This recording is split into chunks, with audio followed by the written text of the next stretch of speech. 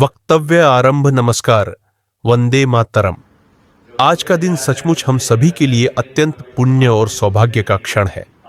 Arya Samaj D block Vikaspuri के श्रावण पर्व महोत्सव में जहां एक ओर श्रद्धा और भक्ति का सागर लहराया, वहीं दूसरी ओर हमारे बीच पधारे श्रद्धेय संजीव रूप जी की वाणी ने उस सागर को ज्ञान और साधना की गहराइयों से भर दिया। उनकी वाणी में वो माधुर्य था जो आत्मा को छू जाए। उनके शब्दों में वो शक्ति थी जो भीतर तक कुछ बदल दे।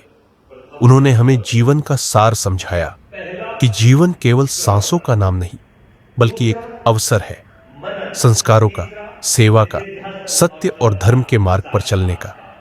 उन्होंने कहा, मनुष्य का जन्म केवल खाने कमाने के लिए नहीं, बल्कि उसे एक उद्देश्यपूर्ण जीवन जीना है।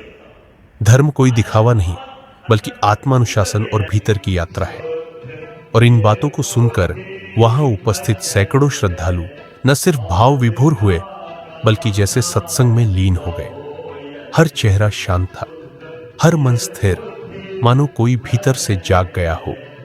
संजीव रूप जी ने हमें ऋग्वेद की अर्चाओं, स्वामी दयानंद के सिद्धांतों और आर्य समाज के आदर्शों से जोड़ते हुए समझा। और वो जीवन पर्यंत चाहे अंग्रेजी सीख ले, रशिया सीख ले, चाहे वो दूसरे विश्व की भाषाएं सीख ले, लेकिन वो सपना देखेगा तो अपनी ही भाषा में देखेगा, ठीक है ना।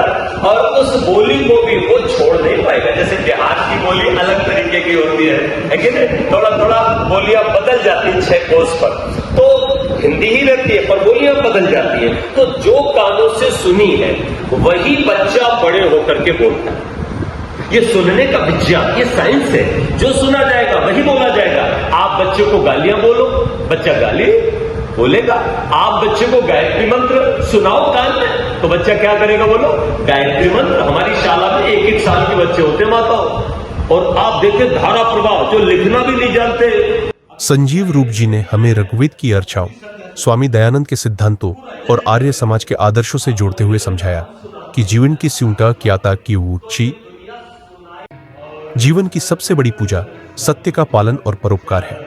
उन्होंने बड़े ही सरल शब्दों में कहा, यदि तुम सच्चे आर्य हो तो सत्य बोलो, न्याय करो और अपने कर्मों से समाज को आलोकित करो। उनके प्रवचनों ने न केवल ज्ञान दिया, बल्कि प्रेरणा दी। प्रेरणा एक सच्चा मानव बनने की, प्रेरणा एक जागरूक नागरिक बनने की, प्रेरणा एक कर्मयोगी बनने की। और उनके मधुर स्वर में जब उन्होंने वेद मंत्रों का उच्चारण किया, तो ऐसा प्रतीत हुआ मानो स्वयं प्रकृति भी उस अनुनाद में लयबद्ध हो उठी हो।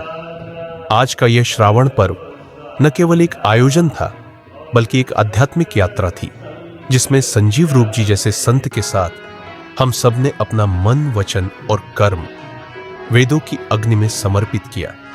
आप सभी श्रद्धालुओं का इस दिव्य अवसर पर हृदय से अभिनंदन, और श्रद्धेय संजीव रूप जी को हम सबकी ओर से कोटिशः प्रणाम। जय आर्यावर्त, जय स्वधर्म।